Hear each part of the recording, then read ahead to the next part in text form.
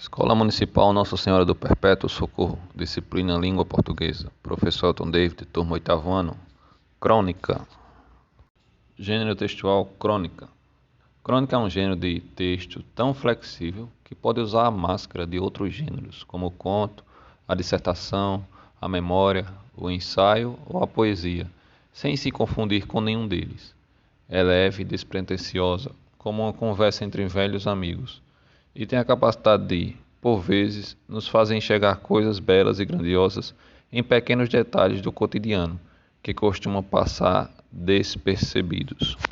Uma das principais características da crônica é a sua flexibilidade, ou seja, a sua capacidade de beber de várias fontes, de mesclar várias estruturas, como já citadas, ensaio, poesia, dissertação, conto, memória. Então, mesmo ela mesclando todas elas, ela é original, ela é uma crônica. Além disso, ela tem o objetivo de nos fazer enxergar coisas simples do cotidiano, de uma forma literária, de uma forma bem trabalhada, trazendo a nossa percepção para coisas simples do cotidiano e que geralmente não percebemos no nosso dia a dia. História das crônicas. A palavra crônica em sua origem está associada ao vocábulo chronos, do grego, ou chronos, latim, que significa tempo. Para os antigos romanos, a palavra crônica designava o gênero que fazia o registro de acontecimentos históricos, verídicos, na ordem que aconteciam, sem pretender se aprofundar neles ou interpretá-los. Com esse sentido, ela foi usada nos países europeus. Então, inicialmente, o gênero crônica designava apenas a marcação de tempo de acontecimentos, sem necessidade de aprofundamento, sem detalhamento. Então, era mais uma linha do tempo em forma de marcação de fatos históricos importantes. Isso no contexto dos países europeus. A crônica contemporânea brasileira, também voltada para o registro jornalístico do cotidiano, surgiu por volta do século XIX, com a expansão dos jornais no país.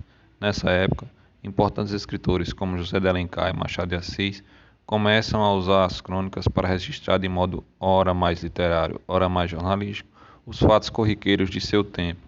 É interessante observar que as primeiras crônicas brasileiras são dirigidas às mulheres e publicadas como folhetins, em geral, na parte inferior da página de um jornal. Aqui vemos uma característica marcante da crônica brasileira. E que característica é essa?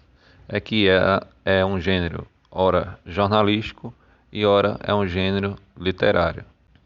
Por ser um texto que apresenta fatos do cotidiano de forma narrada e com detalhes para esses fatos que parecem simples, mas que trazem aos olhos do cronista algo a mais, ela mescla e fica entre ora literatura, ora jornalismo. Outro ponto a destacar é que inicialmente ela foi publicada em formato de folhetins e era direcionada às mulheres no jornal. Os muitos tons da crônica no Brasil. A crônica é um gênero que retrata os acontecimentos da vida em tom despretensioso, ora poético, ora filosófico, muitas vezes divertido. Nossas crônicas são bastante diferentes daquelas que circulam em jornais de outros países. Lá são relatos objetivos e sintéticos, comentários sobre pequenos acontecimentos e não costumam expressar sentimentos pessoais do autor. Os cronistas brasileiros exprimem vivências e sentimentos próprios do universo cultural do país. Em geral, na crônica a narração capta um momento, um flagrante do dia a dia. O desfecho, embora possa ser conclusivo, nem sempre representa a resolução do conflito, e a imaginação do leitor é estimulada a tirar suas próprias conclusões. Os fatos cotidianos e as personagens descritas podem ser fictícias ou reais, embora nunca se espere da crônica a objetividade de uma notícia de jornal, de uma reportagem ou de um ensaio.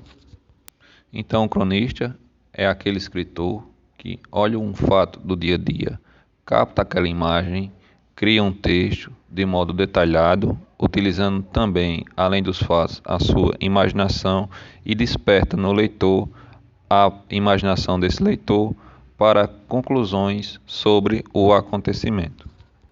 Apesar da crônica ser um gênero jornalístico, nunca se deve esperar a objetividade de uma notícia ou de uma reportagem. E embora também seja um gênero literário, também não se deve esperar a objetividade de um ensaio. Vamos iniciar agora as oficinas da Olimpíada de Língua Portuguesa. A melhor forma de aprender a fazer alguma coisa é observar um mestre no assunto em ação. Por isso, nesta e em outras oficinas, vocês vão ler crônicas de grandes escritores brasileiros. Elas estão neste caderno e também em sites na web como Portal da Crônica Brasileira. Está aí o link. Nesta primeira oficina, o mestre será Tiago Germano, um escritor paraibano da cidade de Picuí.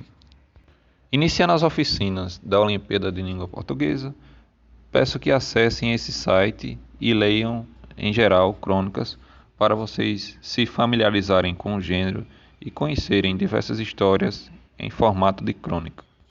A atividade: você vai ler a crônica que tem como título "O Papa vai ao banheiro?". Antes de ler esse texto, responda as perguntas de 1 a 4. Então temos 5 perguntas. As 4 primeiras vocês devem responder antes de ler o texto, que são as suas impressões a partir desse título e o que você imagina que você vai ler. Questão 1. Esse título chama a atenção do leitor? Por que chama? 2. O que ele sugere? 3. Pelo título dá para imaginar o assunto da crônica? Por quê? E 4. Que situação vocês acham que essa crônica vai retratar? Então são perguntas de inferências, vocês devem responder antes de iniciar a leitura. Quanto à questão 5, vocês vão responder após ter lido a crônica. Após a leitura, diga o que mudou sobre a percepção do texto. Vamos ler juntos? O Papa vai ao banheiro? Tiago Germano. No terceiro mês do catecismo, o padre nos deu a chance esperada. Depois de 12 semanas de aulas e de leituras bíblicas, tão pouco frequentadas quanto pouco entendidas, podíamos perguntar o que quiséssemos. Fui o primeiro a erguer o braço. O padre, encanecido, pediu que eu me levantasse. Com a coragem que hoje, nos eventos de que participo, procuro, mas não acho, arranquei do fundo da alma a dúvida atordoante. Padre, o Papa vai ao banheiro? A morte de João Paulo II, em meio à comoção mundial gerada pelo seu funeral, em 2005, me trouxe de volta essa lembrança distante. Junto com ela, o medo que eu sentia na infância daquele homem, do quadro que minha avó conservava pendurado ao lado da imagem de Jesus. Eu não sabia a diferença entre Jesus e Deus. Minha avó tentou me explicar que Jesus não era Deus, mas que também podia ser.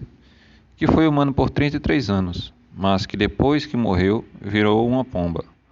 Nesse dia, descobri que o Papa tinha um Papa móvel, o que fazia dele quase um herói de história em quadrinho. E que, se o Papa comia, ele também tinha que ir obrigatoriamente ao banheiro. A minha avó só não conseguiu me esclarecer porque João Paulo II lia os discursos tão devagar, como se não tivesse passado da alfabetização. Ele que, segundo ela, era um dos homens mais inteligentes do mundo, sabia todas as línguas faladas por todos os povos. Na verdade, continuei com o medo brutal do Papa. Todos choravam quando se aproximavam dele.